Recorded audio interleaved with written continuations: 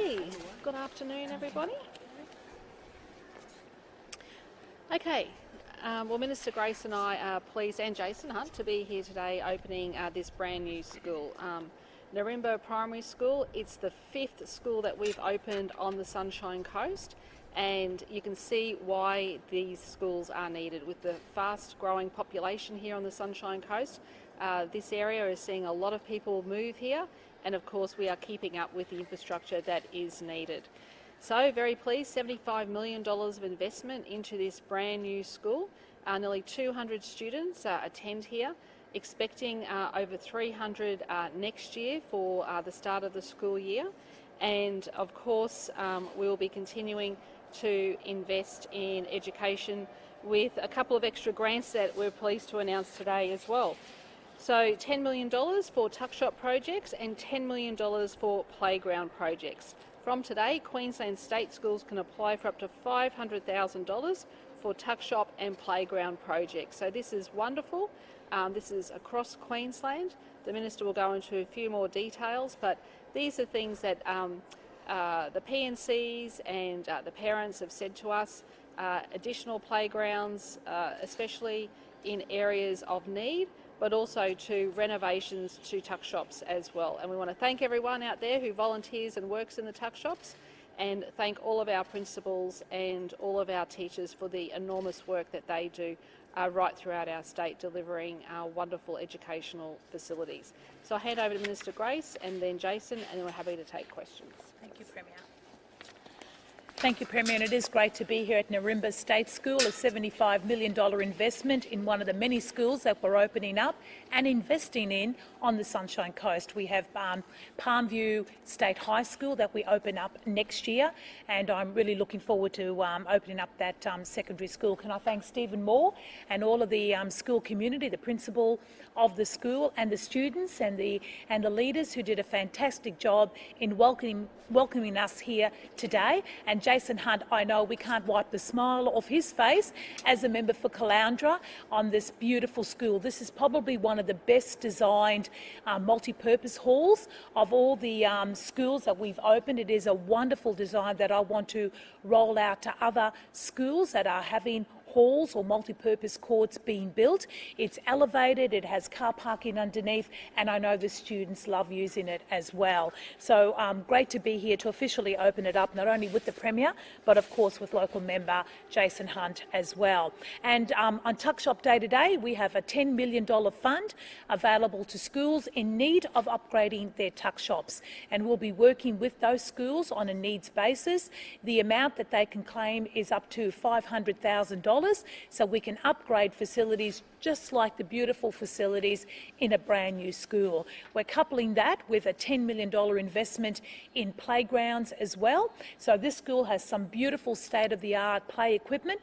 We want to make sure that some of our older schools and those students who need to have a bit of an upgrade in their playground can get the same as well. So that's open today on Tuck Shop Day. Can I wish all the students a happy Tuck Shop Day? I know that for me, my favourite was savoury minced jaffles, I've got to confess. On a cold winter's day, those parents made them pretty spectacular, and I know that the Premier was a little bit better than me. She liked the salad rolls a bit more. So on Tuck Shop Day, we've got money for tuck shops, money for playgrounds. We're investing nearly $2 billion in infrastructure in schools right throughout Queensland. It's a great time to be Education Minister, and it's wonderful to be here at Nirimba State School as well. Jason? Thank you. If I could disagree briefly with the Minister there, the premier tuck shop food was quite clearly the chocolate scrambler ice cream and the barbecue CCs. I applaud the Premier for her healthy choices, but those were not my choices going to school.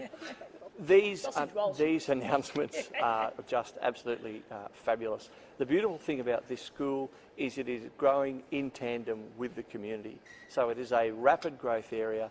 The school currently has 200 students. It'll have over 300 students enrolled next year, and the community and the school are going to be inexorably linked, and they're going to grow together. And I think both will end up better for that experience. Everyone loves opening a new school. It is just good news. It's very similar to that new car smell that you get. It's that sort of feeling you get with brand new amenities, bright clean uniforms, happy students running around everywhere, as we saw earlier. So I'm just delighted to be here. This government, this Premier, this Minister is absolutely committed to education, and the proof is in the pudding. This is a school hat-trick for Caloundra. Between Nirimba State School, Nirimba Secondary College and now Nirimba, that's the hat-trick in a little over 3 years.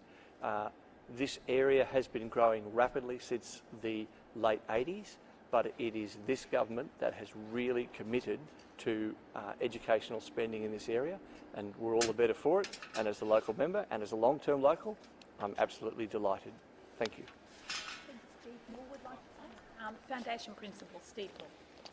Hi, good afternoon everyone, and thank you very much for being here, and a very special thank you to the Premier and the Minister for Education, our local member Jason Hunt, for joining us and opening the school this afternoon. It has been a really fantastic year. Everyone's quite tired, everyone's worked really hard to get the school to where it is at the moment. We are incredibly proud of our school. We're incredibly proud of where we're heading as a school. And that just reflects in the great feedback that we get from our students, our families and members from the community. And we have also very deliberately partnered with members of the community to build a great school. And we look forward to the future of what Nirimba State Primary School is going to mean for this community. So thanks very much everyone for being here, and thank you once again for the Honourable Minister Grace, Honourable Premier and our local member. Thanks everyone. Thank you, Steve. Thank you. Any questions about the school? Very impressive. We were here in February when the kids were first coming here. How come it's taken so long to officially open it? There's a number of schools we have to officially open, and they're worked out during the course of the year. Premier, just on Mackay Base Hospital, Yes. has the Health Minister given any indication on why the show cause notice is taking so long? And is this enough to restore confidence for mothers in the area, in the health system? Okay, first of all, my understanding is that the show cause response is due by close of business today, and the Minister will be considering that. What's happened at Callard Power Station, and when will it be back online? Yep, so I'm advised that, I said that yesterday, that the Minister will be giving an update to Cabinet on Monday, and there will be an update coming from the power station about the issues there as well. How will this impact Queenslanders' power prices? Well, we believe at this stage we have enough supply, but of course we have announced our energy and jobs plan, and that sets out very clearly how we will be increasing supply over the next decade, including the building of 2 new pumped hydros, plus the billions of dollars of investment into renewables as well. Yesterday you maintained that there'd be no shortage of electricity. Given the latest developments, do you stand by that? We'll be getting the briefing on Monday, so we want to hear from the Energy Minister with the updates in relation to Callard. This is the second major failure in 2 years. Is maintenance at the state-run power plants being neglected? I don't think so. This is just routine. We do see these outages that happen from time to time, but like I said, we need to get an update from the Minister on Monday at Cabinet. With all 4 out at once, is that showing that there's issues with how it's being maintained? I'm advised that we have enough supply in the system at this stage. We'll be getting that update on Monday. The PM gave a long, detailed explanation of all the things health-wise that the federal government's been doing, and also National Cabinet. He said 50-50 health funding hasn't been a focus of National Cabinet. Is that correct? Look, we still maintain 50-50, but what the Prime Minister is doing is he is actually responding to the states. So you would know very clearly that I have been advocating that there is an urgent need to get people out of our hospitals who probably do not need to be there, such as aged care and people with a disability. But that has been a big issue that we have been raising, and for the Prime Minister to act so quickly and decisively on that issue, I give him a big tick.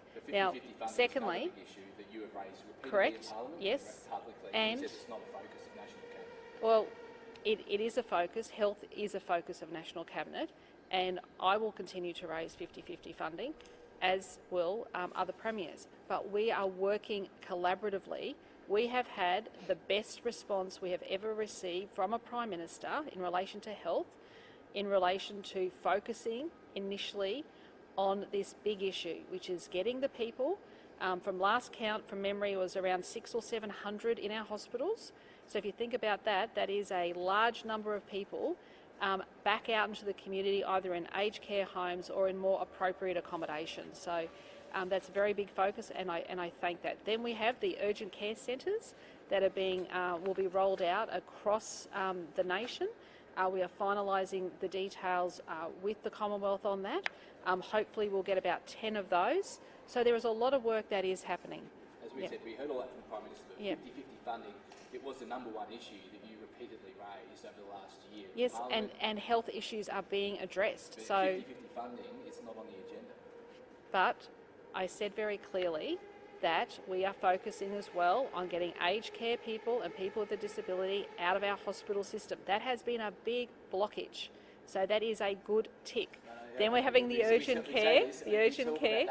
No, it just seems to have dropped off a bit in terms of the importance of it, both federally and state. And also too, we now have essentially 50-50 funding when it comes to building a cancer care hospital in this state. The first cancer care hospital in this state. 50-50 funding, which was well, there's roughly 50-50 funding. Yeah, and I'm not going to shy away from that. But I am saying we are seeing massive improvements in the way in which the federal government and the Prime Minister is listening and responding to our health needs. You must be disappointed it's not on the agenda. No, I'm not disappointed because health is always on the agenda. 50-50 funding isn't. But we raise it. The National Children's Commissioner has told the ABC that locking up children in police watch houses breaches numerous human rights conventions, something Queensland continues to do. What's your response to her concerns, and are you comfortable with those human rights breaches? Look, we don't like to see young people in watch houses, but sometimes that is a temporary measure until they are either moved to a detention facility or they go before a court. The Star Casino have been sent to show cause notice by the Attorney General. What's your response to that? Yes, the Attorney General has made that decision to send the show cause. I understand they have until, I think it's around the 25th or end of November to respond, and I won't comment anymore because they now have to respond to that show cause. It's a very serious issue. Will your government commit to regular public reporting about how long children are spending in police watch houses? My understanding is that the Minister for Youth Justice does get regular briefings on that. Are you concerned that Sunshine Coast Heavy Rail may not be up for the 2032 Olympics? Look, I think driving up here, everyone would agree with me. There is so much construction happening on the Bruce Highway. Just over behind us here, the Bells Creek Road. These are very important infrastructure projects that are needed, and we are working very closely with the federal government on the upgrade of the railway line from Nambour to Beerburrum. Just back on the Callao Power Station, given this is government I can't give owned, any further update until we hear from. Do you take any responsibility for it? Well, they're run by a government-owned corporation, but they will be giving an update to Cabinet on Monday. Why haven't you attended vigils for Cassius Turvey? My office has reached out to the people. As you can appreciate, as I said yesterday, that I did not receive an invitation. However, Minister Butcher did attend, so I want to make that very clear. There was someone there from our government. It is a tragedy what happened, and I look forward to meeting with the organisers. Just the last one, 50-50, you say you raise it. What happens when you raise it? It's not just me raising it. A lot of other people raise it as well. Dan Andrews has spoken about it, but what happens when you raise it at the National Cabinet for the Prime Minister to say? Well, they're cabinet meetings. I'm not revealing what happens in cabinet meetings. Are you hiding the quarterly health data? Why hasn't it been updated yet? Well, when the Minister gets that quarterly update, she'll release it. Thank you. Anything else? She doesn't have it, the quarterly update. She hasn't. Well, as soon as she gets it, it'll be released. Yeah. But she hasn't got the figures. Well, my understanding is it has not gone to the Health Minister yet. So as soon as she gets it, it'll be out. The government is actively considering changes to fees for national parks. Could people have to pay to visit national parks? No, we're not actively. Let me say very clearly that every year proposals are put forward to government to CBRC and they are rejected. But usually there is some sort of CPI increase. What are you looking forward to at the latest Valley State Conference this weekend? Sorry? What are you looking forward to doing at the latest Valley State Conference this weekend? I'm looking forward to meeting everybody, to speaking at the conference, and looking forward to catching up with our Prime Minister. Premier, you mentioned the Nambour to Beerbar upgrade. Just that people on the Sunshine Coast are much more interested and concerned about the $3.2 sort of estimate $1 billion for the Maroochydore line. Are you thinking? Oh, the CAM cost study? Yeah. Are you expecting that line to be ready in time for the Olympics, given that it will be servicing venues and the athletes' village? Look, we were up here just recently. The board was up here meeting, and the mayor spoke to us about that. The study, the Minister for Transport has carriage of that study with the mayor, and of course we see it as a priority. So we'll be working very closely with all parties to get that connection. Do you expect that to be ready by 2030? Well, we've got 10 years, and we have a massive infrastructure budget, over $47 billion over 4 years across the state, and of course the Sunshine Coast will get its fair share. So that's the plan at the moment, to have it done by 2030? Well, I'll have to get some information from Mark Bailey, but my understanding is that the business case hasn't been completed yet. You do need to have a business case, and then you put down the timeline for the construction. Okay? Thank you. Thank you. Thanks, Premier. Thanks. Thank you. Thank you.